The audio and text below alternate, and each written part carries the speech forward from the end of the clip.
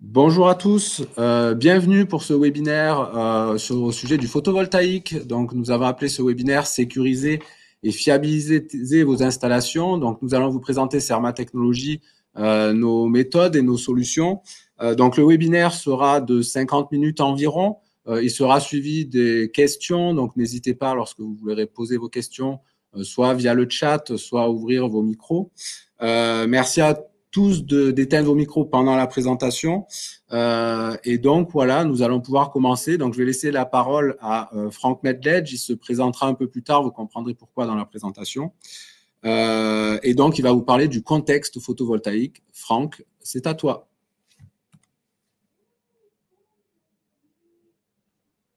Bonjour à tous. Donc, tout d'abord, il faut avoir conscience que les panneaux solaires, on en trouve absolument de partout. Donc, on peut trouver des fermes solaires, on peut trouver des panneaux solaires sur des toits de bâtiments ou sur des maisons ou encore sur des lacs avec l'émergence du solaire flottant depuis quelques années.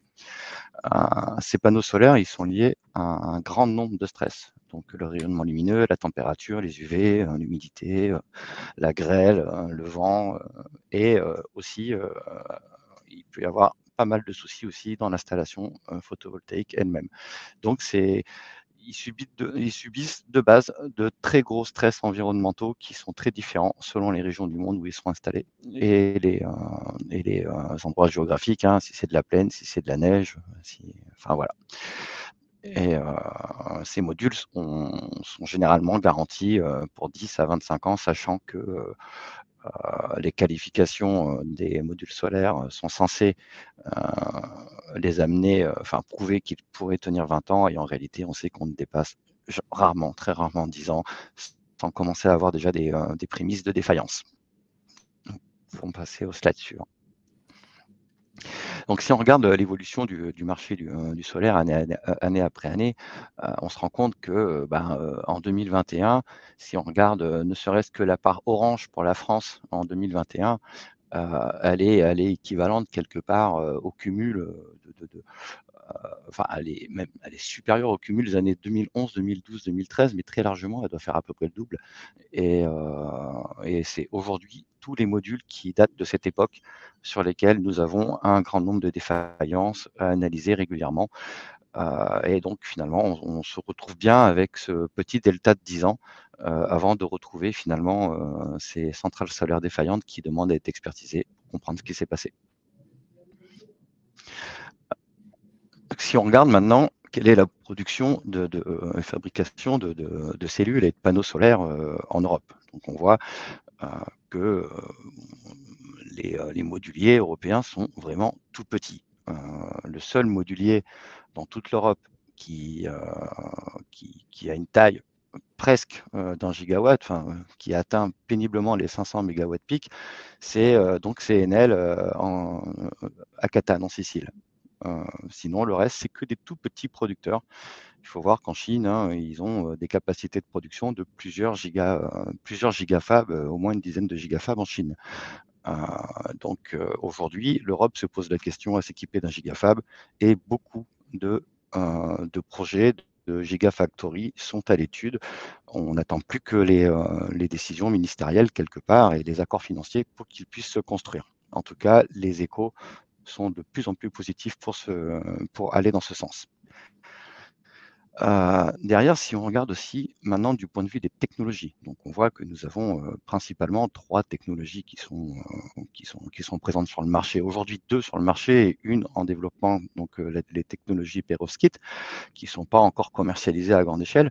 Mais on voit typiquement que le silicium monocristallin, qui atteignait péniblement les 20% d'efficacité il y a ne serait-ce que 5-6 ans, aujourd'hui on est sur du 24-26% avec l'avènement donc notamment des panneaux bifaciaux et de l'émergence massive de la technologie hétérojonction. Après, derrière, encore largement répandu sur un grand nombre de centrales, on va trouver les technologies couches minces, donc CIGS ou CDTE. Ces modules couches minces, de la même façon, sont en perte de vitesse, bien qu'ils aient été majoritairement installés il y a une dizaine d'années. Maintenant, que penser de la fiabilité finalement de ces installations? On voit que sur ce simple graphique, sur une dizaine de panneaux d'une même installation, on voit que les pourcentages enfin, les pertes de performance année après année peuvent être très différentes d'un module à l'autre sur une même installation. Et ensuite, lorsqu'on regarde un petit peu l'analyse des causes de défaut.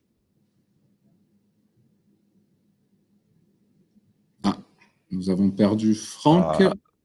Oui, Franck, vas-y. Allô? Oui, c'est bon. Oui, vous m'entendez toujours? On constate donc que la plupart des défaillances proviennent de problèmes d'installation et finalement la part module qui est compris dans les 35% avec les onduleurs, la part module représente à peu près 20% si mes souvenirs sont bons. Donc en gros, quand vous avez une centrale solaire qui est défaillante, dans 80% des cas, il y a des problèmes de câblage, il y a des problèmes au niveau des onduleurs. Il peut y avoir toutes sortes d'autres problèmes d'ordre électrique et seulement 20% de causes qui viennent généralement de défaillance des modules solaires. Ok, donc merci beaucoup, Franck. Francis?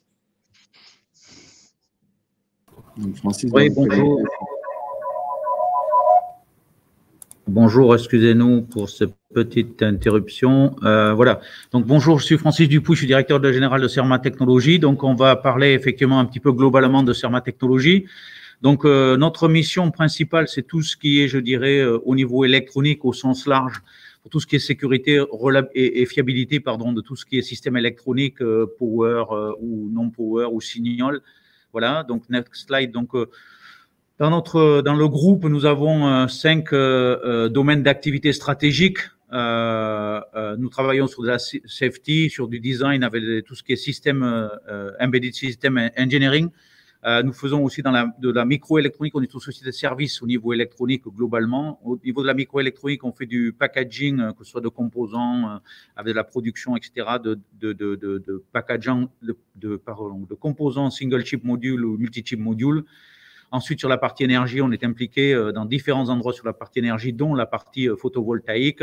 Et après, au niveau électronique technologie, donc Serma Technologies, du moins, pour ce webinaire, intervient sur ces deux aspects, électronique technologie et énergie. Ensuite, sachez qu'on a 30 ans d'histoire, je dirais, nous avons eu 30 ans l'an dernier, en 2021, pour ce qui est de Serma Technologies. Donc, on est un anciennement laboratoire d'IBM Compec Europe, tout simplement, quand IBM a arrêté. Donc, voilà un peu notre histoire. Et puis après, on a développé en croissance organique par rapport à nos différentes compétences. On est un gros laboratoire, en fait, européen. Sur ces sujets, sur les différents sujets dont on va parler après. Voilà. Donc, dans ce qui nous concerne, on fait de l'expertise en électrique, on fait de l'expertise sur les aspects laboratoires, voilà, les expertises, tout ce qui est physique, électrochimique au niveau des batteries, etc. Tout ce qui est expertise en analyse de surface, tout ce qui est consulting et training, et de l'expertise des tests sur les batteries. Ça, c'est un peu ce qu'on fait chez Serma. Bon, là, en l'occurrence, on se consacre sur le panneau solaire. On travaille sur les batteries, le H2, les puces, les composants, les PCB, les PCBA, les cartes et les assemblées ou non assemblées, les matériaux, les power modules, la RF, etc. Donc là, en l'occurrence, pour notre sujet d'intérêt aujourd'hui, on va se concentrer sur les aspects physiques, électrochimiques, tout ce qui est batch inspection, counterfeit detection, failure analysis, construction analysis, c'est-à-dire amont, aval par rapport à la défaillance. Et puis tout ce qui est analyse matériaux au sens large, pour tous les matériaux, que ce soit au niveau des verres, au niveau des différentes interfaces, etc., avec des caractérisations physico-chimiques très importantes. Et puis tout ce qui est, je dirais, consulting et training, que ce soit au niveau de la fiabilité, du HMPHM, Health Monitoring et Prognostic and Health Management, dont on a parlé juste avant, avec le fait de monitorer effectivement le health des panneaux solaires, avec tout ce qui est root cause analysis, etc. Et dans la partie toujours fiabilité, avec les modèles associés à la fiabilité, les modèles associés au HMPHM. Donc le HMPHM, on vous en parlera tout à l'heure, des analyses de défaillance et du problem solving, et aussi tout ce qui est associé au PV, à la technologie des panneaux solaires et de la fiabilité associée. Et merci. Ok. Derrière. Vas-y. Voilà. Donc, Bon. c'est plus à moi. Oui. Merci beaucoup. Et Francis, je laisse la parole à Vincent. Oui, bonjour Vincent Martinez. Moi, je suis le responsable du pôle de compétences fiabilité. Et donc, je vais vous parler tout d'abord de notre approche fiabilité, maintenabilité, avec un petit slide, premièrement, pour vous présenter un petit peu ce qu'on vous a montré précédemment, c'est-à-dire que sur un système photovoltaïque, on va pouvoir intervenir à plusieurs points, sur plusieurs types de systèmes. Évidemment, sur les panneaux, sur les boîtes de jonction, sur les onduleurs. On a donc du coup la capacité d'intervenir sur ces différents systèmes. Et puis, on va pouvoir intervenir à différents moments dans le temps, comme on vient de l'expliquer. On va pouvoir intervenir soit avant les opérations, par ce qu'on appelle des plans de croissance de fiabilité, RGP en anglais, avec une petite illustration. Là, on essaye de construire quelque chose de robuste. On essaye d'être fort. Après, on peut intervenir après les opérations. Donc là, c'est tout ce qui est root cause analysis. Donc, on va chercher les causes racines des pannes. Et là, donc, on est après les opérations, en mode un peu Colombo. Et puis, on a ce qu'on peut faire pendant les opérations. Et là, c'est ce qu'on va essayer de vous expliquer avec tout ce qui est surveillance de l'état de santé et Prognostic and Health Management, donc PHM. Essayer de déterminer à quel moment vont intervenir des défaillances ou des dégradations trop sévères. Toute cette approche-là, on les base sur ce qu'on appelle la physique de la défaillance. C'est vraiment le cœur de métier de CERMA. On connaît les matériaux, on connaît les process, on connaît leurs faiblesses. On analyse les profils de mission. Donc, sur du photovoltaïque, on va parler d'UV, de température, de pénétration d'humidité, typiquement. Ces stress-là vont déclencher des mécanismes de défaillance. Donc, c'est ce qu'on voit sur la colonne un petit peu à droite. Différents types donc, de risques et de mécanismes de défaillance qui vont avoir des effets électriques sur le système. Donc, bâtir ce type de diagramme, c'est vraiment ce qu'on fait tous les jours à CERMA. On le fait sur le photovoltaïque, mais pas que. On le fait aussi donc, sur les boîtes de jonction, sur la connectique, sur les diodes qui sont à l'intérieur. On peut le faire sur des onduleurs. On peut le faire sur tout ce qui est système électronique, connectique, ou donc les panneaux solaires. Et donc, on a différents niveaux d'intervention. On va de choses qui sont plutôt macro, en inspection visuelle simple, c'est la photo qu'on voit au-dessus à droite. Et puis, on peut descendre à des niveaux d'inspection beaucoup plus poussés avec des outils comme le SEM, le TEM ou du FIB. Donc là, ici, on a représenté les niveaux d'intervention auxquels on peut vous supporter.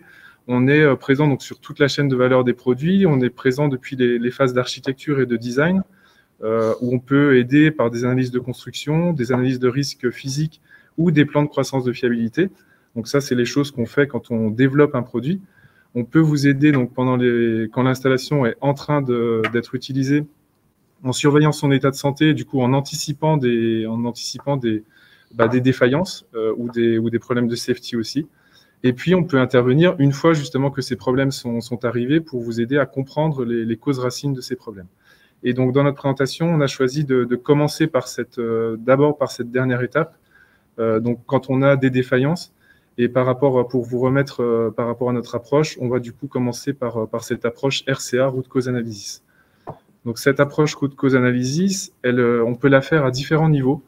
Vous voyez par ce petit schéma, on va avoir le premier niveau, en fait, c'est confirmer la défaillance, localiser la défaillance, c'est ce qu'on appelle du troubleshooting. Après, on peut descendre à un niveau supplémentaire chez nous, on appelle ça donc de l'analyse de défaillance. On va chercher quel est le mécanisme de défaillance du défaut qu'on a observé. Le niveau suivant, c'est ce qu'on appelle du root cause analysis. Donc ici, on va chercher à avoir des conclusions du type est-ce que c'est plutôt un problème de fabrication d'un élément du système ou est-ce que c'est plutôt un problème de conception ou un problème d'utilisation? C'est ce type de choses auxquelles on veut arriver en root cause analysis. Évidemment, ça va déjà beaucoup plus loin qu'une simple analyse de défaillance. Et puis la dernière étape, c'est ce qu'on appelle du problem solving, où là, on va être capable de proposer une solution pour résoudre un problème. Donc là, c'est une étape en termes d'analyse encore plus, qui demande encore plus de ressources, puisque là, on va être obligé d'avoir complètement validé la root cause, de façon à proposer et à valider que la solution de remplacement va bien fonctionner dans le système et bien résoudre le problème. Et donc, Cyril, juste un petit point que j'ai oublié de mentionner. Par rapport à cette approche RCA, vraiment, ce qu'il faut comprendre, c'est que ça peut prendre un peu de temps de faire de la RCA, puisque c'est une démarche step by step. Par contre, ça permet réellement de gagner beaucoup de temps quand on a la bonne root cause, puisque ça évite des boucles, en fait, ce qui se passe souvent. quand on fait de l'analyse de défaillance, c'est qu'on pense avoir trouvé la root cause, et si on ne l'a pas bien ciblé, si on n'a pas bien compris le mécanisme et ses causes, bah, malheureusement, on retrouve le même type de panne un petit peu plus tard, et ça peut du coup engendrer des délais importants. Donc, c'est important d'avoir ciblé la bonne root cause.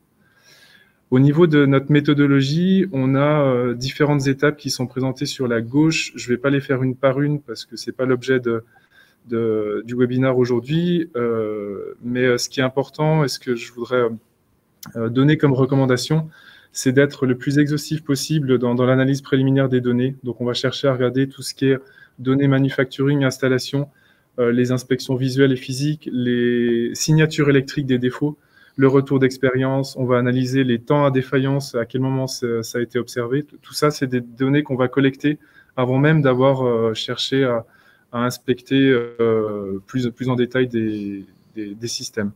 Ensuite, le deuxième point important, c'est vraiment qu'on essaie de se baser sur des faits et des preuves, des évidences, et qu'on ne se base pas uniquement sur des informations qu'on pourrait nous donner avec des interlocuteurs qui, dans le cadre d'une RCA, vont tous avoir leurs objectifs qui leur sont propres. Donc, on essaye de ne pas être biaisé par des gens qui nous donnent des informations qui peuvent avoir, chacun a son objectif. Donc, nous, on essaye d'être complètement factuel dans ce qu'on fait. Le point suivant, c'est d'observer, certaines fois, quand on a des défaillances, les défauts sont trop importants et on a perdu une bonne partie de l'information. Donc, on essaye aussi d'avoir des pièces qui sont toujours fonctionnelles, mais sur lesquelles les mécanismes de défaillance, en l'occurrence, ont déjà commencé et qui présentent moins d'artefacts liés aux conséquences de ces défaillances. Donc, c'est vraiment aussi une bonne pratique qu'il faut toujours avoir en tête.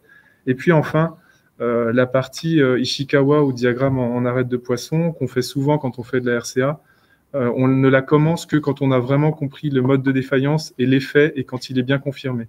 Donc là, c'est un petit exemple d'Ishikawa, mais vraiment l'important, c'est de cibler cet effet-là. Merci beaucoup. Je laisse la parole à Franck qui va repartir sur des exemples de root cause et de failure analyse. Donc bonjour, moi je vais déjà me présenter, chose que je n'ai pas faite au tout début. Donc je suis expert photovoltaïque depuis 2010 et également expert auprès de la Cour d'appel de Grenoble. Donc j'ai un doctorat et j'ai fait 12 ans de recherche au CEA INES. J'ai été aussi chef projet et responsable d'une plateforme de fabrication de modules solaires, et j'ai participé à des transferts technologiques, notamment de la technologie hétérojonction du CEA à Enel à Catane en Sicile, dont on parlait en introduction. Donc j'ai une relation très proche de CERMA depuis plus de 3 ans, et nous avons ces 3 dernières années réalisé plus de 25 rapports d'analyse, dont certains très complexes, dans le cadre d'expertise judiciaire, avec un grand nombre, je dirais au moins 15-18 experts de la catégorie E2-02 en France. Voilà. Donc c'est une force de pouvoir travailler avec CERMA. On peut absolument tout faire. On travaille également au niveau module en partenariat avec Certisolis, mais ce sera mentionné un peu plus tard. Et derrière, on fait toutes les analyses dans nos laboratoires pour essayer de comprendre tout ce qui a pu se passer. Alors, on voit ici sur cette slide pas mal d'exemples, hein. On peut avoir carrément des incendies, comme vous voyez ici. On voit par exemple des cellules brunes comme celle-ci qui sont souvent dues à un vieillissement de la matière encapsulante dans le module, un vieillissement accéléré lié à une surchauffe des modules. On voit également aussi des ombrages. Ces ombrages ne sont pas bons. Les modules doivent en principe être nettoyés le plus régulièrement possible, puisque c'est ce qu'on va voir sur l'image de droite. Et quand un point chaud apparaît, les températures peuvent devenir très très vite excessives, jusqu'à provoquer un transpercement du backsheet. Si vous rajoutez à cela un encapsulant qui n'est pas bien réticulé et qui risque de couler tout en étant en fusion, vous pouvez générer un incendie. Là, sur cette slide, on a d'autres types de défaillances. Par exemple, là, on voit clairement des modules, donc en haut à gauche, des modules en couche mince qui ont des verres en face avant qui ne sont pas des verres trempés, ce sont des verres recuits, qui sont extrêmement fragiles. Et on voit très bien que là, on a un problème à la fois de couple de serrage peut-être, de vent, de dimensionnement de la position des clips et au regard de l'environnement. C'est des choses qu'il faut à chaque fois aller regarder un petit peu en détail en se déplaçant sur site. Donc, je précise quand même que dans presque toutes les expertises judiciaires, on propose d'intervenir sur site en réunion contradictoire. Tu peux remonter, Cyril? En réunion contradictoire avec les experts de justice pour observer et rapporter le maximum d'informations de manière à voir avec l'expert derrière pour mettre en place les meilleurs tests qu'on puisse faire. Et sinon, pour en terminer avec cette slide, on a des exemples de ce qu'on appelle des snail trails qui sont toujours superposés à des casses cellules, casses qui peuvent s'avérer nombreuses, notamment sur les modules montés en toiture. On voit régulièrement des délaminations. Ces délaminations sont dues souvent à une faiblesse d'étanchéité du backsheet ou à une mauvaise étanchéité sur les bords des modules. Et enfin, on peut avoir tout un panel de causes de défaillance qui arrivent en même temps sur des installations très mal entretenues, comme on voit sur la photo de droite. Voilà. Également, donc, je vous disais en introduction que beaucoup de défaillances venaient aussi des parties électriques. Il y a une partie électrique qu'on néglige parfois, mais qu'il est absolument nécessaire de vérifier à chaque fois, c'est la boîte de jonction qui est au dos du module. Dans les années 2009 à 2012, beaucoup de boîtes de jonction exotiques avec des rubans d'interconnexion qui sont clampés présentent parfois des phénomènes de fretting corrosion qui amènent derrière à des échauffements et à des incendies. Donc c'est quelque chose auquel il faut faire très attention, sachant qu'aujourd'hui, la plupart des boîtes de jonction, dans la plupart des boîtes de jonction modernes, des modules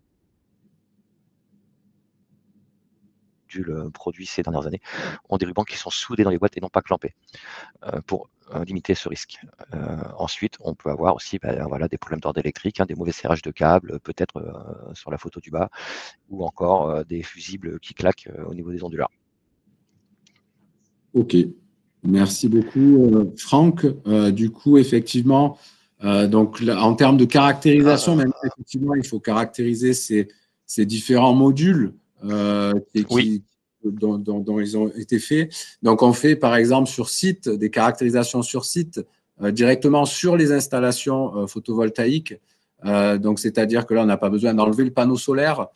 Donc, on le fait via des partenaires et via des drones qui sont équipés de caméras infrarouges. Et là, effectivement, comme vous voyez sur les images, on est capable de détecter via ces caméras thermiques des différences de température qui pourraient être un premier signe d'anomalie. Dans le même ordre d'idée, nous, comme l'a dit Franck juste avant, nous avons un partenariat privilégié avec le laboratoire référence Certisolis qui teste les panneaux photovoltaïques. Donc, ce laboratoire est localisé à côté de chez nous, sur le site de l'INES au Bourget-du-Lac, donc a été créé en 2009.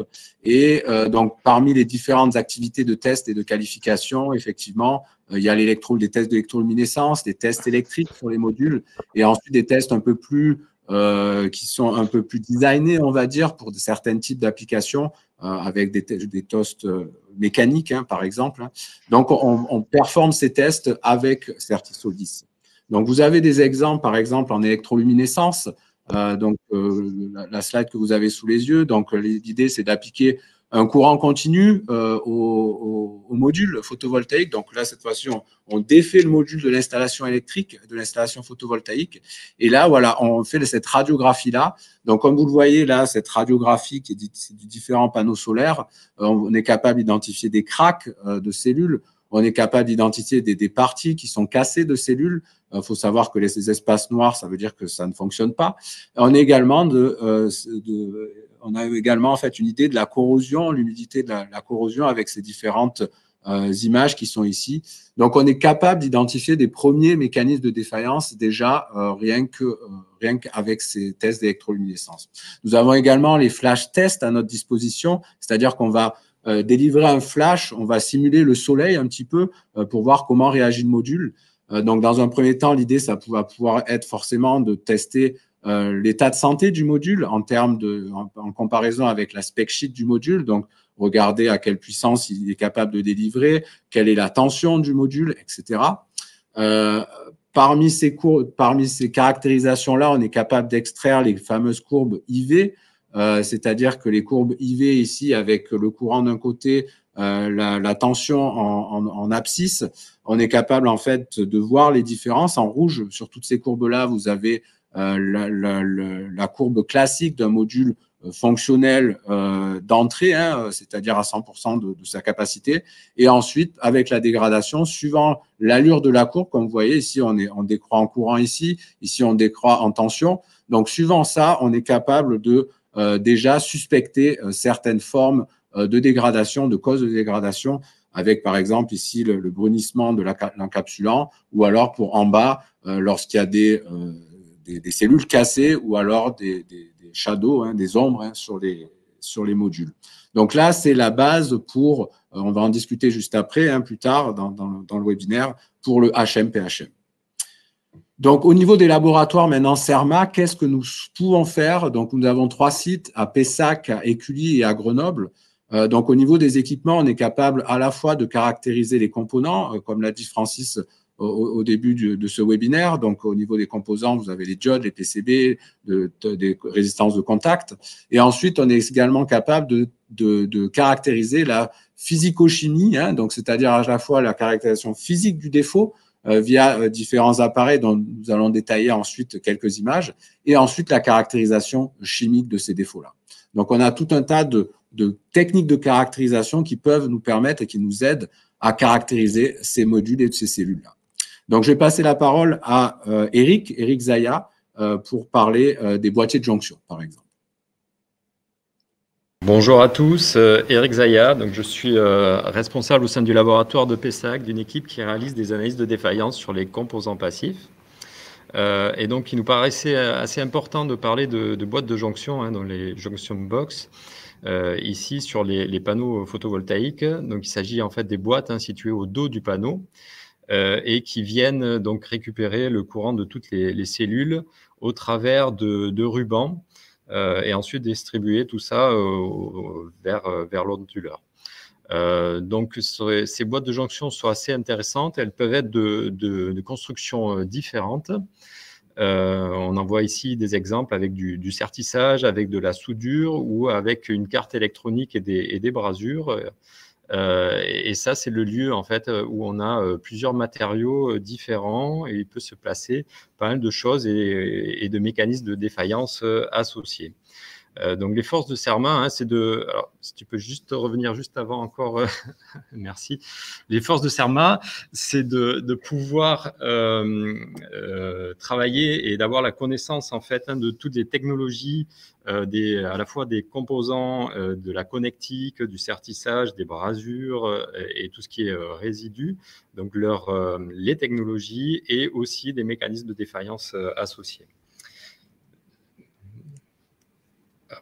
Alors, sur la partie connectique d'une boîte de jonction, un des points clés, hein, c'est de venir réaliser des mesures de résistance de contact. Donc, ça va de suite nous renseigner sur la possibilité d'avoir donc des points chauds, de localiser potentiellement des points chauds, hein. Je le rappelle, plus on aura une résistance de contact élevée sur une surface de contact faible, plus on risque, par auto-échauffement, hein, du courant qui va passer, on risque de générer un point chaud.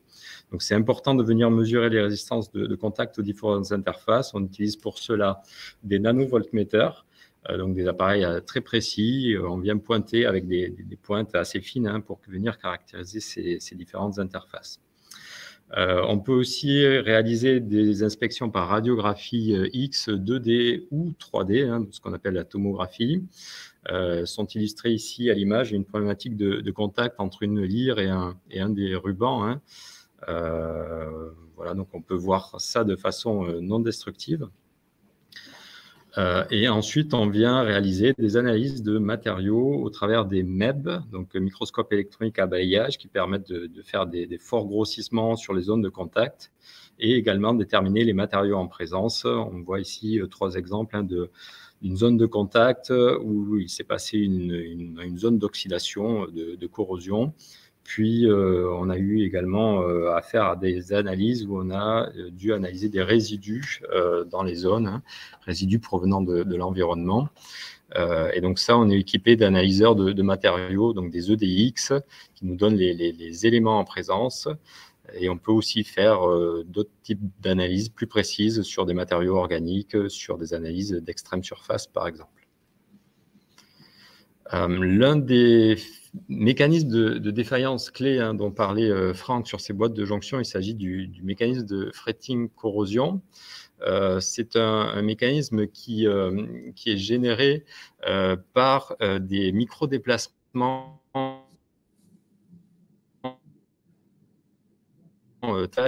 liés soit à des phénomènes de vibration, soit de dilatation des matériaux les uns par rapport aux autres, hein, chaque matériau ayant ses propres coefficients de dilatation. Donc, ça, avec des variations thermiques et climatiques, hein, extérieures, on peut avoir des déplacements des matériaux les uns par rapport aux autres qui génèrent des résidus par fragmentation. Et ces mêmes résidus vont s'oxyder dans un environnement humide avec un fort courant et également les gaz qui peuvent être en présence. Donc le risque de tout ça, hein, c'est de venir faire une augmentation locale de la résistance de contact qui aboutit à des phénomènes de points chauds, d'arcage et qui peuvent aller jusqu'à un emballement thermique. On est capable également de venir analyser tout ce qui est composant, hein. Donc, pour tout ce qui est composant, on va venir tout d'abord essayer de caractériser le composant au travers de courbes I/V, par exemple. On a le cas ici des diodes bypass, hein, qui sont dans ces boîtes de jonction. On vient tracer son profil caractéristique et puis ensuite on vient localiser de manière d'abord non destructive ce qu'il y a à l'intérieur de notre composant. Puis on vient l'ouvrir chimiquement pour aller regarder plus précisément où se situe le défaut et venir caractériser le défaut. En l'occurrence ici sur notre diode, on a observé après ouverture chimique, décapage, on vient voir un point chaud dans l'angle d'une puce typique d'un stress électrique. Donc maintenant, merci Eric. On va passer à Pascal Leblanc.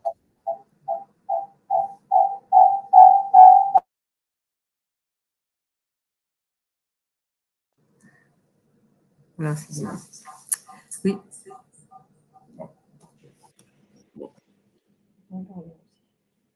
Ouais, mais... Alors, désolé pour l'ennui technique.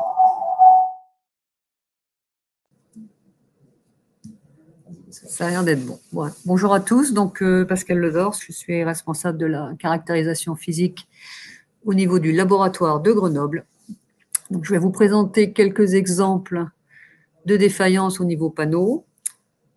Mais d'abord, je vais vous expliquer un petit peu les termes que je vais employer par la suite. Donc, au niveau, voilà, donc sur cette vue MEB, donc microscope électronique et balayage, donc nous avons réalisé une coupe métallographique entre deux cellules. Donc, pour localiser précisément le plan de coupe, donc c'est la vue du dessus en surface, la vue optique.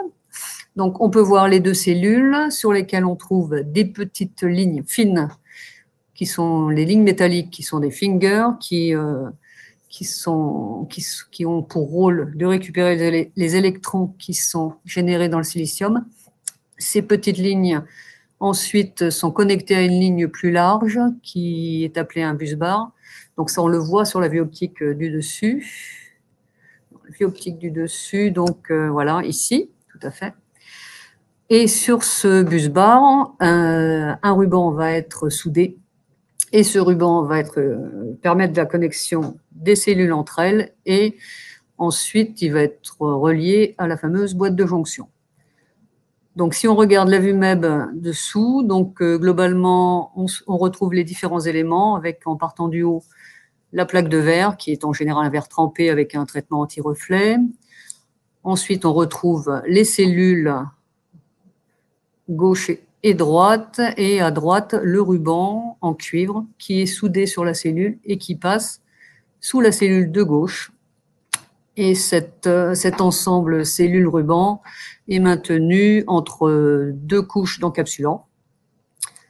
Et pour finir la composition du panneau, on retrouve le backsheet qui est un ensemble de couches polymères, de couches de protection. Alors, un exemple d'analyse de défaillance. Donc là, c'était une zone de point chaud. Optiquement, on voyait une zone plus grisâtre à gauche du ruban. Donc, si on retournait l'échantillon, on avait la vue du dessous qui permet de vérifier que le backsheet est tout à fait endommagé. Donc, on a fait des coupes métallographiques avec des observations MEB sur plusieurs plans de coupe consécutifs. Et ça nous a permis de mettre en évidence une migration du revêtement du ruban. C'est un revêtement type étain-plomb. Le revêtement donc a migré pour former un agrégat en bord de ruban. Et au niveau du finger, le finger est recouvert. Donc là, on ne le voit pas sur cette vue, mais le finger est recouvert aussi des implombs.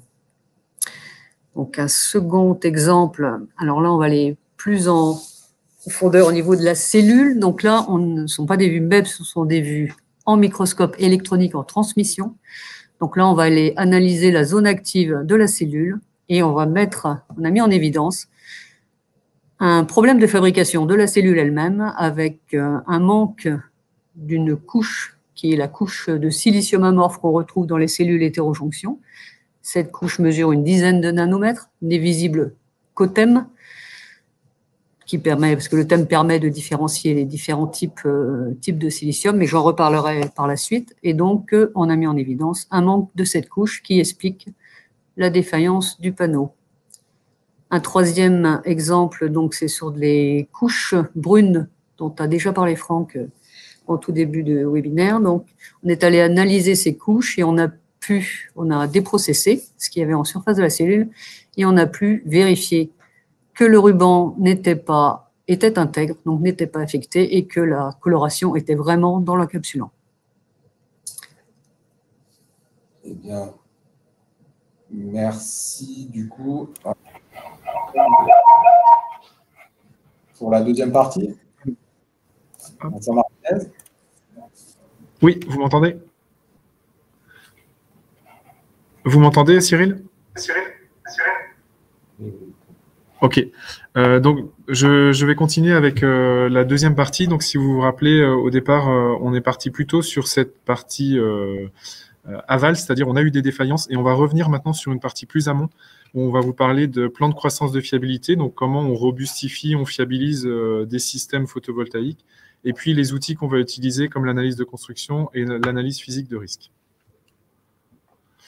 Donc, pour repartir sur notre slide de départ, on est bien dans cette partie où on essaie de rendre plus robuste, plus fiable le système photovoltaïque.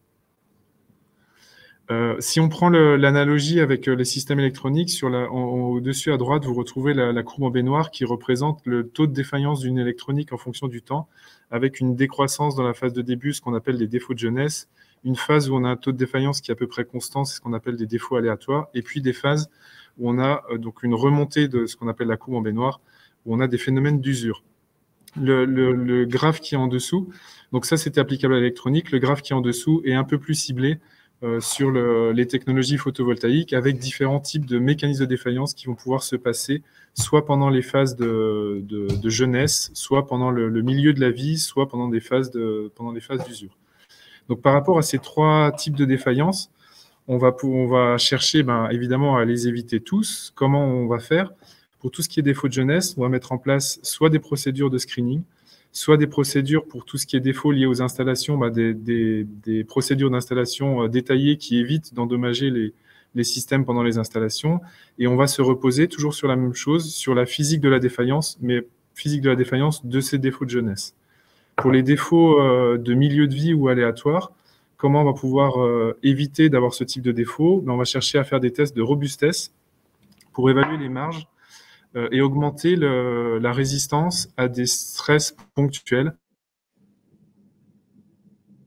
Comme sur des panneaux, on peut imaginer des stress ponctuels, on en a parlé au tout début, des animaux, de la grêle, des choses qui sortent de l'ordinaire, mais qui vont venir ponctuellement faire un stress particulier. Et ça, il faut vérifier par des tests de robustesse que le système est bien capable de passer ces moments un petit peu plus durs. Et puis, on peut aussi faire des live tests pour adresser ce type de mécanisme. On se repose de la même façon sur la physique de la défaillance, mais on cherche donc ces défauts aléatoires. Et on se repose aussi sur des lois d'accélération. Et enfin, le dernier type de défaut, donc c'est les défauts d'usure. Donc pour adresser ces défauts, c'est forcément des essais longs, parce qu'on va chercher à vraiment couvrir des phénomènes de vieillissement, et on va chercher à couvrir la période de garantie, éventuellement un objectif de durée de vie qu'on s'est donné sur le système. Et là, toujours pareil, on utilise la physique de la défaillance, mais on cible d'autres mécanismes, puisqu'on cible les mécanismes avec des défauts d'usure, et on utilise des lois d'accélération pour définir la durée des essais, les conditions d'essai qu'on doit mettre en place pour couvrir ce qu'on veut couvrir en objectif garantie ou durée de vie. Le dernier point, et ça fera la transition avec la suite, c'est que pour toutes ces activités, on peut se baser sur ce qu'on appelle les analyses de risque physique, qui est vraiment un outil important pour réaliser toutes ces activités de croissance de fiabilité sur un système. Merci. Nous allons repasser la parole à Pascal. Donc, au niveau de caractérisation physique, donc depuis 2010, à Grenoble, nous faisons des analyses de construction et de défaillance, donc sur les panneaux, principalement les cellules silicium. Donc, nous avons étudié un peu tous les principaux types de cellules, comme les homojonctions, hétérojonctions, les contacts face arrière, les cellules tandem, donc perovskite de silicium, et aussi la connexion avec les types de connectiques, donc ruban, fil ou les modules shingle. Donc, l'analyse consiste à mesurer, à observer, à mesurer et à identifier la composition de toutes les couches qui sont présentes. Quelques exemples. Donc là, au niveau de l'assemblage des cellules, donc ce qu'on rencontre le plus souvent, donc c'est l'image bas, donc avec des rubans. Donc là, ce sont des images même de coupe métallographique. Donc on rencontre le plus souvent ce type de connectique avec des rubans cuivre qui sont soudés sur des métallisations en surface de la cellule. Donc dessus, on a quelques autres types de connexions. Donc là, avec une colle qui sont collées, avec une colle conductrice au niveau de la cellule. À la droite, on retrouve des fils soudés sur la cellule et sur l'image extrême droite, nous avons des cellules qui sont superposées et qui sont collées, les cellules. Donc, à partir de ces, donc mesurer tous les éléments et faire une analyse de composition chimique sur certaines zones. Là, on a un exemple. Là, il s'agit de l'interface entre la métallisation de la cellule et le revêtement du ruban. Donc, on arrive, il s'agit d'une cartographie. Donc, les éléments, je précise bien que l'EDX est une analyse élémentaire. Donc, on va localiser les éléments et on n'aura pas les liaisons chimiques. Donc, là, on a localisé les différents éléments et on peut voir que la métallisation est composée de carbone et d'argent et que le revêtement du ruban est un plomb. Et d'ailleurs, on arrive même à distinguer une diffusion d'étain dans la pâte argent. L'exemple suivant est l'analyse au niveau cellules. Donc, on va analyser les métallisations de surface de la cellule, les interfaces avec la cellule elle-même. Donc, les métallisations, on analyse aussi les différentes formes, la composition des métallisations, ce qu'on peut voir en bas à gauche. Donc, pour des fingers, on peut retrouver différentes formes suivant les panneaux analysés. Sur l'image centrale, là, c'est un zoom de l'interface entre la cellule et la pâte argent. Donc là, il s'agit d'un exemple de cellule hétérojonction. Donc, on retrouve de façon classique un oxyde transparent conducteur à la surface du silicium. C'est la petite couche blanche en surface des pyramides de silicium, parce que le silicium est texturé en forme de pyramide. Et donc, on peut analyser par EDX cette couche. Bon, là, à droite, on a un petit exemple, c'est un profil, on fait une ligne, on analyse les éléments présents sur une ligne. Donc, pour les couches très fines, c'est plus utilisé qu'une cartographie. Par contre, le MEB, on va être en limite de résolution pour la zone active et on va être obligé de passer par un équipement dont j'ai déjà parlé, qui est le microscope électronique en transmission. Donc là, c'est plus la même préparation. On va faire des observations en coupe, mais là, on va préparer une lamelle qui va faire environ 10 microns de large sur 5 microns de hauteur et pour une épaisseur de 100 nanomètres. Cette lamelle va être dans le microscope électronique en transmission et on va pouvoir aller zoomer très fortement au niveau des interfaces. Donc, par rapport au MEB, donc l'image de groupe présente une vue générale de cette lamelle avec, on connaît les pyramides du silicium. Si on zoome l'image du centre, on va au niveau de l'interface oxyde transparent conducteur et silicium, on arrive à distinguer une couche qu'on n'a pas vue au MEB. Alors, il s'agit d'une couche de silicium, mais c'est une couche de silicium amorphe. Et grâce au thème, on arrive à différencier ces deux couches par leur cristallinité. Donc, le silicium amorphe, donc il n'y a pas d'arrangement particulier des atomes. Par contre, au niveau, on arrive même, bon là, c'est peut-être pas très visible, mais sur la partie silicium cristallin, on arrive à voir l'arrangement et les colonnes atomiques. Donc ça va nous permettre d'étudier de façon très précise les interfaces, la structure. Donc, la structure des matériaux. On voit, par exemple, sur l'image du centre, l'oxyde transparent, on arrive à distinguer les grains. On voit et on peut les mesurer également. Donc, on descend au niveau dimensionnel très bas. On descend plus de l'ordre du nano. Et on arrive à mesurer les interfaces. L'analyse composition est également l'analyse élémentaire EDX, mais sur le thème, c'est beaucoup plus précis. Et par exemple, au niveau de l'oxyde transparent conducteur, on a détecté uniquement l'oxygène au niveau du MEB, et là, on arrive à détecter de l'étain en plus. Chose qu'on n'a pas pu faire au MEB. Donc, c'est un outil très important pour l'analyse de la surface active des cellules. Par contre, c'est un outil, l'EDX, c'est une analyse élémentaire, et pour réaliser les analyses, pour avoir les liaisons chimiques, il faut utiliser d'autres techniques dont Cyril va vous parler. Merci Pascal. Donc effectivement, on analyse également de manière chimique donc l'encapsulant, la nature de l'encapsulant. Donc ça, c'est fait dans le laboratoire de sciences et surfaces à Écully, donc via le FTIR, donc l'infrarouge.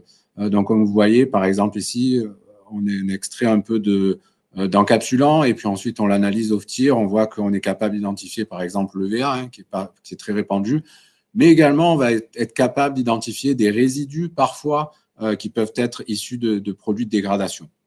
Dans le même ordre d'idée, nous allons analyser ce qu'on appelle le taux de gel. Alors pourquoi c'est important? C'est que les modules sont soumis en fait à des différentes variations de température, qu'on soit en fonctionnement, qu'on soit à différents moments de la journée ou différents endroits, lieux, comme l'a dit Franck au tout début du webinaire, ils sont soumis à différentes températures. Donc il faut que l'encapsulant qui englobe ces cellules-là, il ne soit pas être capable de, on va dire, respirer, grossir ou fondre directement pour te donner un stress mécanique supplémentaire au panneau. Donc, c'est pour ça que les polymères qui vont être utilisés pour les encapsulants doivent être réticulés.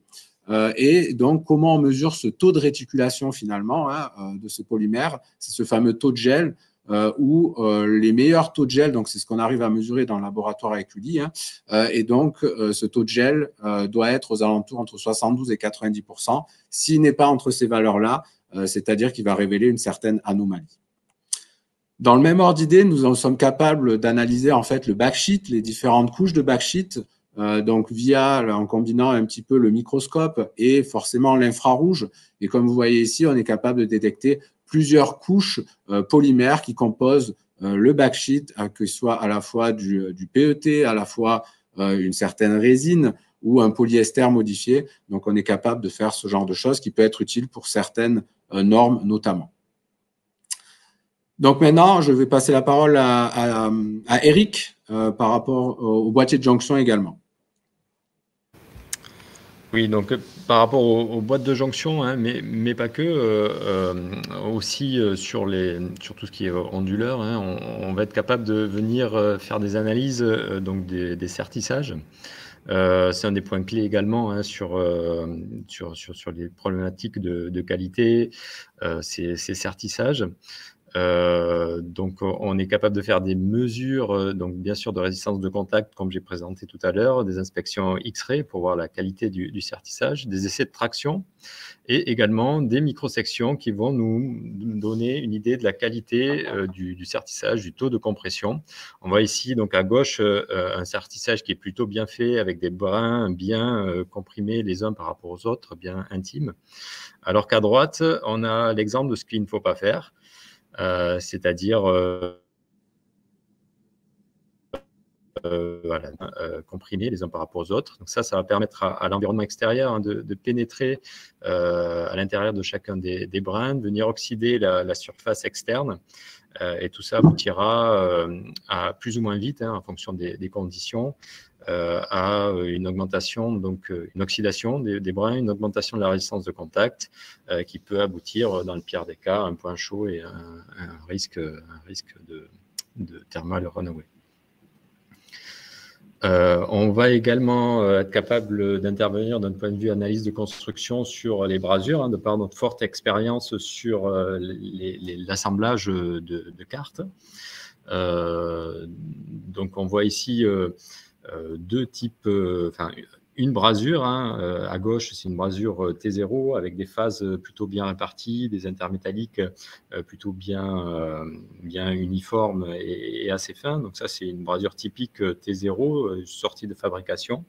Et on connaît l'évolution de cette brasure, hein. On sait à quoi s'attendre lorsqu'elle est soumise à des stress climatiques, des variations thermiques, etc. Et on voit ici l'exemple d'une brasure qui a vieilli avec une augmentation des phases, une augmentation des épaisseurs d'intermétalliques. Et si on voit ça, par exemple, sur le terrain, on sait dire qu'on aura un risque de réduction de durée de vie, hein, au vu de ce faciès. Merci beaucoup, Eric. Donc, pour la dernière partie, donc nous sommes un peu en retard, mais c'est une partie aussi qui est très importante. Vincent? Oui. Donc, j'y vais. Je vais essayer de faire vite. Je pense qu'il nous reste un peu plus de 5 minutes. Donc, la partie surveillance de l'état de santé et PHM. Donc, ça, c'est une partie qui touche surtout au domaine de la maintenabilité, de l'optimisation de la maintenabilité des systèmes. Donc, tu peux passer au slide suivant. Au niveau maintenance, historiquement, il y a eu plusieurs types de maintenance. Il y a un petit schéma qui vous le montre sur la droite, avec une valeur ajoutée de la maintenance qui peut être différent en fonction des types de maintenance. On était à un moment sur du préventif, donc on change des systèmes, même s'ils fonctionnent toujours bien. On a prévu de les changer au bout d'un certain nombre de temps, donc on les change. Il y a de la maintenance corrective, c'est celle qui est à droite, où on va venir changer le système quand il est en panne. C'est un type de maintenance aussi, mais qui peut poser des problèmes. On a de la maintenance centrée sur la fiabilité qui est en vert, donc on a un petit peu optimisé par rapport au moment où on a vraiment un défaut.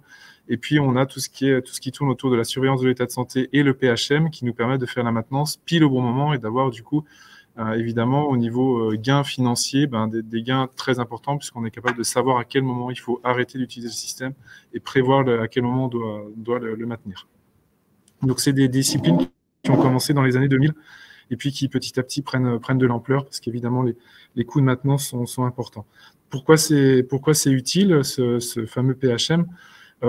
Donc, c'est le fait que même si on a fait des plans de croissance de fiabilité, sur le terrain, on peut toujours avoir des défaillances. Ça, c'est vrai.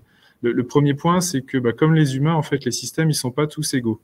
Alors là, je ne parle pas de droit, je parle juste de génétique. Génétiquement, on n'est pas tous égaux. Les systèmes, c'est pareil, ils ne sont pas tous égaux.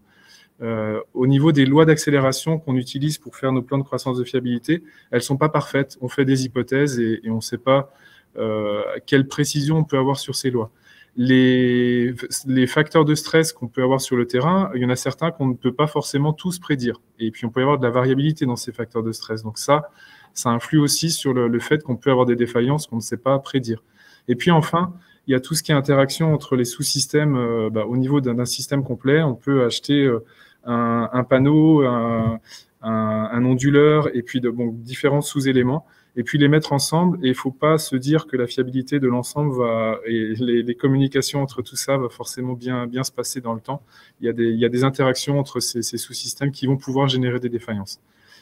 Au niveau de l'utilité de faire la maintenance au bon moment, évidemment, en tant qu'utilisateur, on veut toujours essayer quand un système fonctionne, même si on est au-delà de sa période de garantie, on est toujours tenté de continuer de l'utiliser, évidemment, pour gagner en coût, mais on veut aussi contrôler le risque qu'on a d'utiliser un système au-delà de sa période de garantie. Et puis, d'un point de vue coût de maintenance, évidemment, et disponibilité des équipements, on a tout intérêt à être prédictif dans ces maintenances. Au niveau du PHM, en fait, de la maintenance, c'est une approche vraiment qui est progressive. On va parler au départ de surveillance de l'état de santé avec donc le POF, l'acronyme, c'est pour Physics of Failure. Donc, on se base, comme ce qu'on vous a présenté, sur la compréhension, les liens entre des stress, des stress environnementaux ou électriques et puis des mécanismes de défaillance. On va passer ensuite sur la discipline de PHM où on va prédire à quel moment on va avoir des défaillances. On passe ensuite sur une discipline qui s'appelle donc le Big Data. C'est donc on a des premiers modèles, on fait des enregistrements sur le terrain de tous nos signaux qu'on va chercher à monitorer pour prédire à quel moment on va avoir une défaillance. Et puis enfin, la dernière discipline dont on entend beaucoup parler, c'est l'utilisation de l'intelligence artificielle pour traiter ces volumes de données de plus en plus gros et être capable de réagir en temps réel sur le terrain. Au niveau des étapes qu'on va devoir suivre pour mettre en place ce type de méthodologie. La première étape, ça va être de faire ce qu'on appelle une FMMEA, donc c'est une AMDEC en fait, mais qui se base sur des mécanismes de défaillance précis. Donc là, c'est flouté, c'est volontaire, c'est une étude qu'on est en train de mener sur des systèmes batteries, où on a sur ces systèmes décrit chacun des mécanismes de défaillance, leur probabilité d'apparition, la vitesse à laquelle ils vont apparaître. Et tout ça, ça va nous permettre de prioriser les mécanismes qu'on va cibler par rapport à une utilisation donnée du système.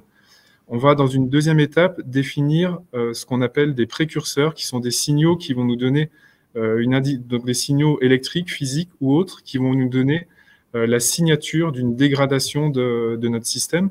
Donc, il y a soit la définition donc, de ce qu'on appelle ces précurseurs, soit on peut aussi utiliser ce qu'on appelle des canaries. Donc, les canaries, en fait, là, on a pris l'exemple avec ces photos d'un composant électronique sur une carte électronique. On peut choisir volontairement, donc sur le composant de gauche, vous avez un composant avec un joint de brasure parfaitement standard, et à droite, vous avez le même composant sur lequel volontairement, on a mis un joint de brasure très petit, donc beaucoup plus faible.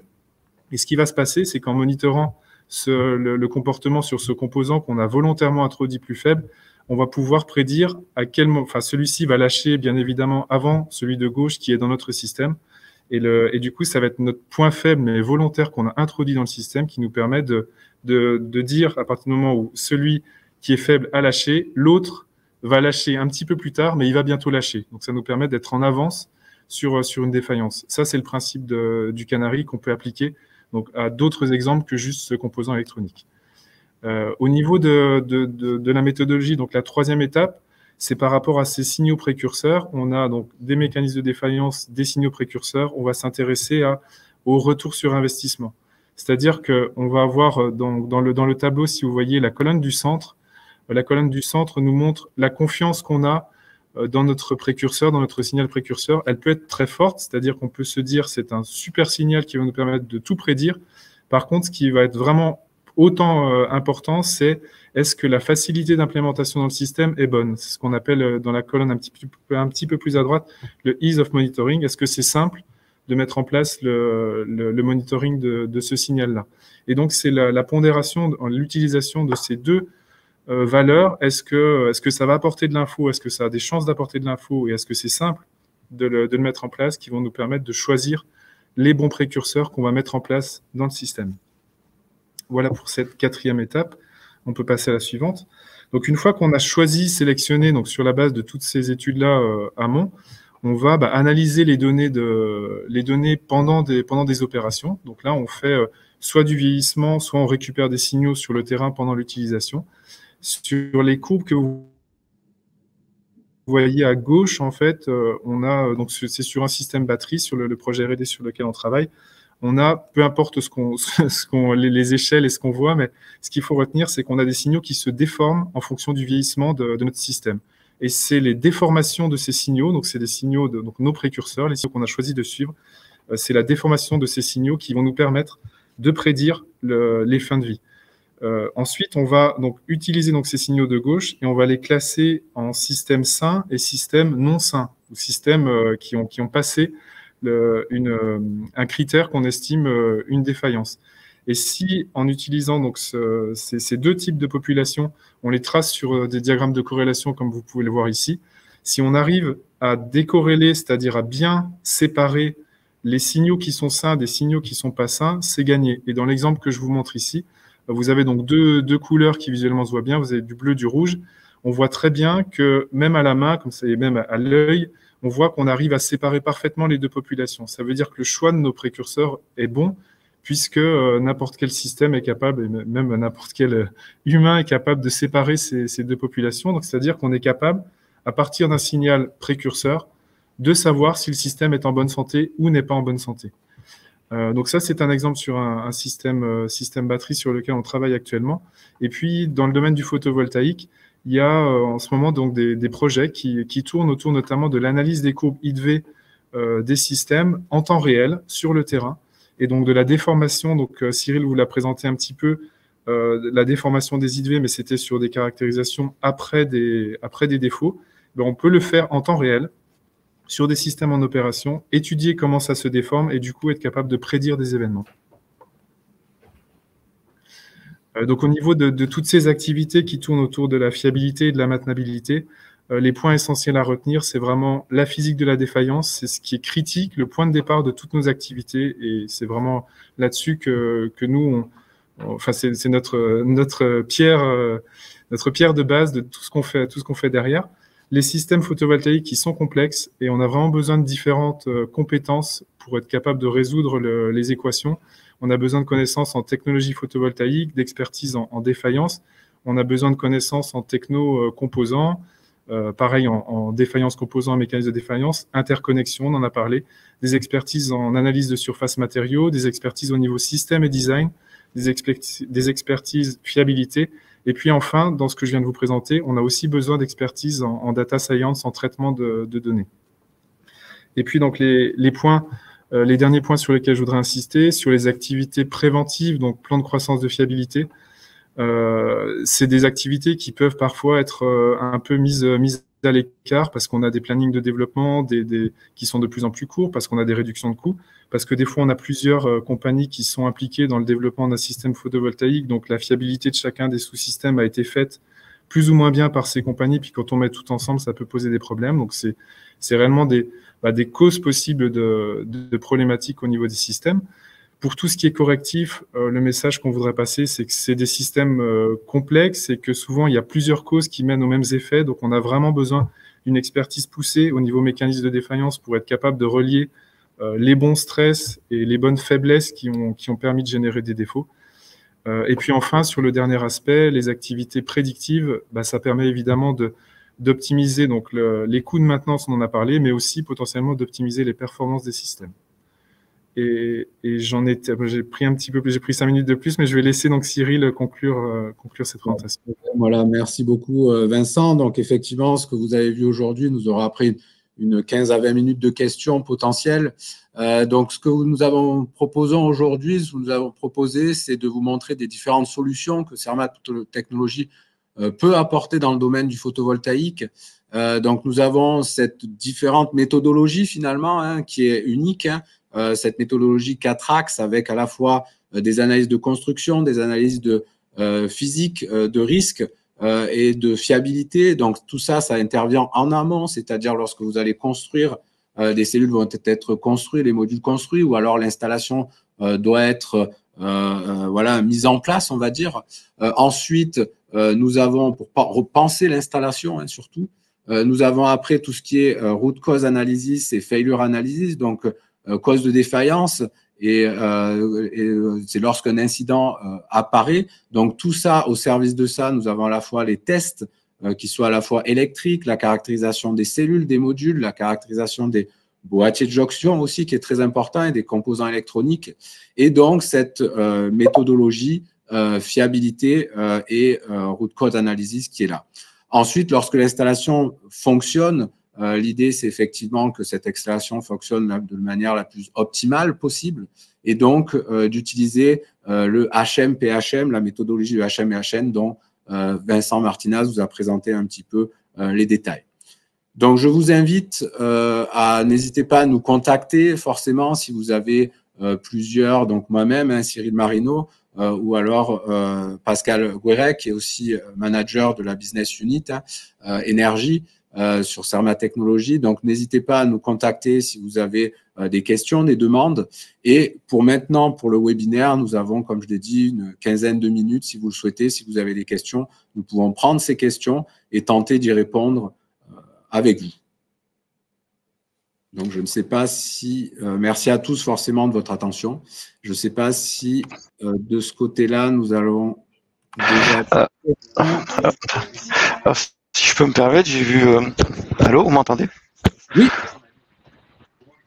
Oui, si je peux me permettre, j'ai vu 3 questions qui ont été envoyées. Donc, une première question de monsieur Sylvain Fache.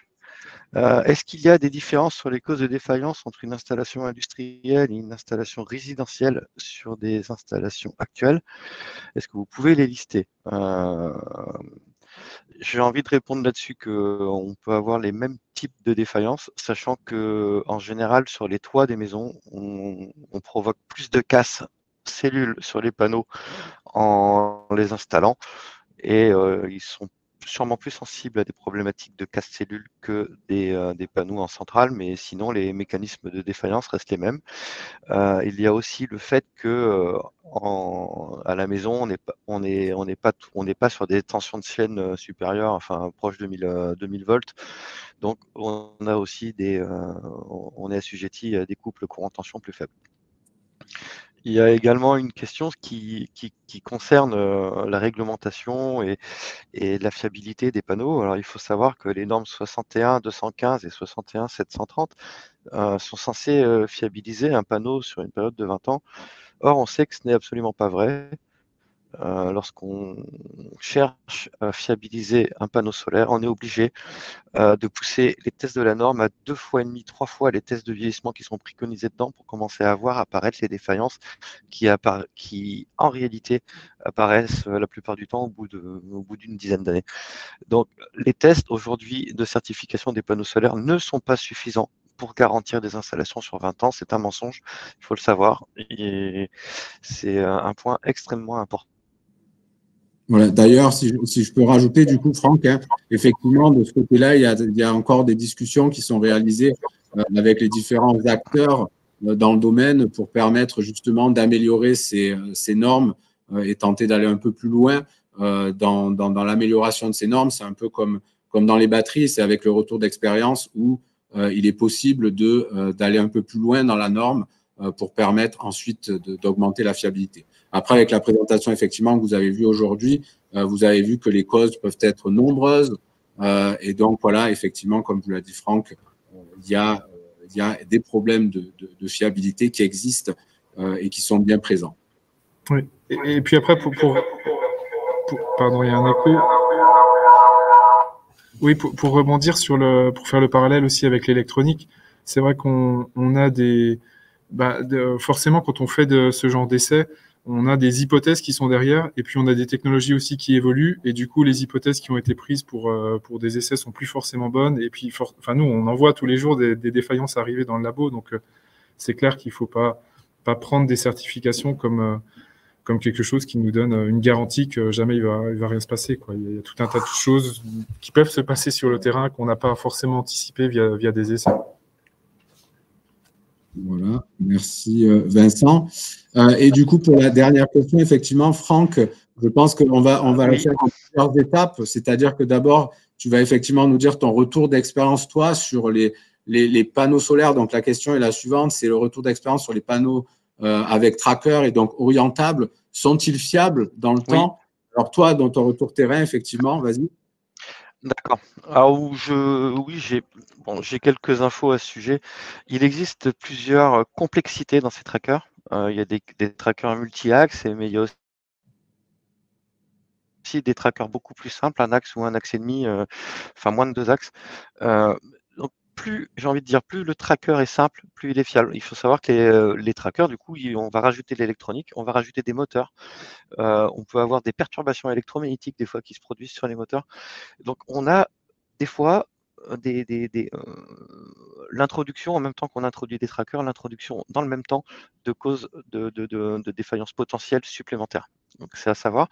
Mais à ma connaissance, des trackers tout simples, un axe et demi, 2 axes, qui font juste, par exemple, est-ouest, ou ça marche plutôt bien. Ça marche plutôt bien. Voilà. Il y a un lien aussi direct entre les systèmes trackers et ce que vous expliquez tout à l'heure, Vincent, sur les aspects health monitoring pour justement monitorer les performances. C'est-à-dire qu'il y a un point qui est de tracking qui rejoint le côté health monitoring en même temps, parce qu'il y a aussi l'optimisation de la performance en même temps. Oui. Voilà, effectivement. Et du coup, et Vincent, tu veux commenter aussi, Vincent, peut-être cette partie aussi dont tu as parlé, Franck, on rajoute effectivement de l'aspect électronique et donc du coup, va intervenir probablement la partie, comme l'a dit Franck, hein, cette partie électronique de défaillance. Hein, on va rajouter une composante supplémentaire dans le schéma que tu présentais jusqu'à maintenant. Hein. Ah, Vincent? Oui, tout à fait. Ok, parfait. Donc, je crois que nous avons également, est-ce qu'on a une nouvelle question? Est-ce que vous présentez la présentation aux participants?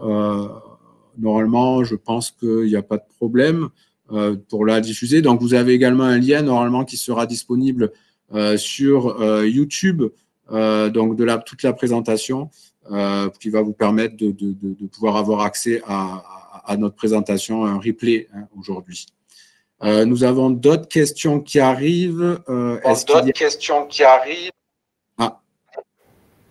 va bien, oui.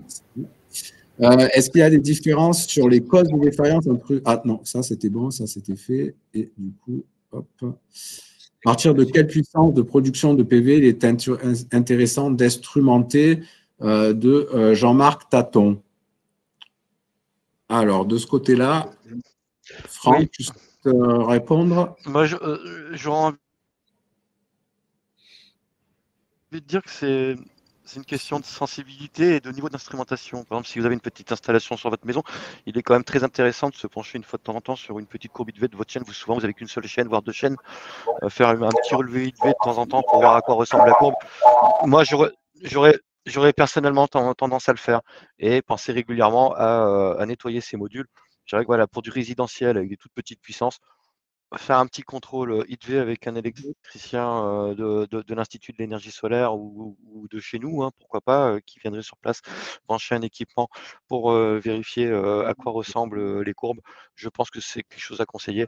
Et après, effectivement, plus on est sur des installations de grande taille et plus il est nécessaire d'instrumentaliser et de suivre les courbes de puissance.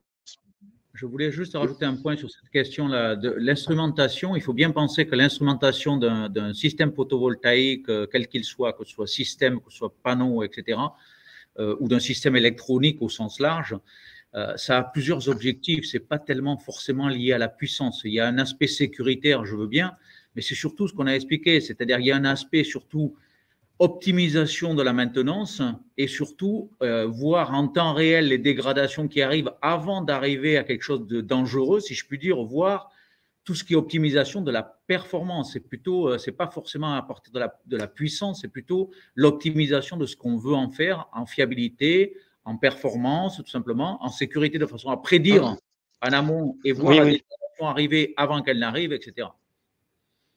Oui, oui, tout à fait, Francis. Effectivement, et donc je reprécise parce que ça a été dit auparavant, mais qu'en analysant bien les courbes de verre, on arrive aussi à voir si on a des phénomènes de chaîne qui se produisent, des phénomènes de résistance sérique qui vont nous donner des indications sur l'état de santé. Dans tous les cas, si on n'arrive pas à répondre à toutes les questions là aujourd'hui, vous inquiétez pas, on répondra, on va s'assurer que les réponses seront faites et vous seront envoyées, parce que je vois qu'il y en a pas mal. Donc c'est comme vous voulez, mais on peut continuer. Moi, j'ai pas de souci.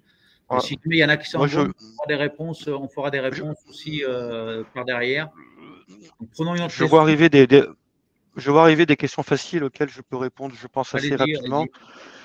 Donc, il y a une question sur la fiabilité des panneaux shingle. Moins de risque de points chauds, moins de risque de cracks. Non, c'est faux. Les panneaux shingle sont très sensibles aux cracks. Et je dirais peut-être plus sensibles que des cellules non découpées. Donc, technologie shingle, l'avantage qu'elle a, c'est d'optimiser le rapport surfacique, c'est-à-dire la part de module actif par rapport à la surface totale du module. Ensuite, on a quelles sont les origines possibles des marbrures sur le verre extérieur des panneaux. Donc, les marbrures, c'est quand le verre trempé casse. Donc, un verre trempé casse par choc mécanique souvent. Donc, ça peut être de la grêle, ça peut être un caillou tombé du bec d'un oiseau. On n'y pense pas, mais ça arrive souvent. Ça peut être aussi un hotspot au sein du module qui a atteint une température trop importante et qui finit par faire éclater le verre, parce que beaucoup de contraintes des forces de poisson sont enfermées dans le matériau lors de l'étape de la lamination entre le verre et l'encapsulant qui va tirer fortement sur le verre. Donc, dès lors que ça va chauffer très fort, on peut, à partir de la localisation d'un hotspot, avoir une casse du verre.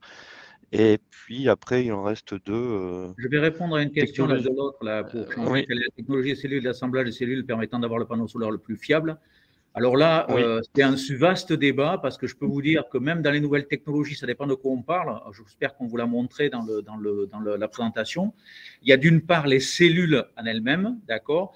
Ensuite, il y a l'assemblage des cellules et, si je puis dire, tout ce qui est boîte de jonction, etc. Donc, en fait, il y a différents types de technologies diverses et variées. Il y a pas mal de choses qui existent sur le marché.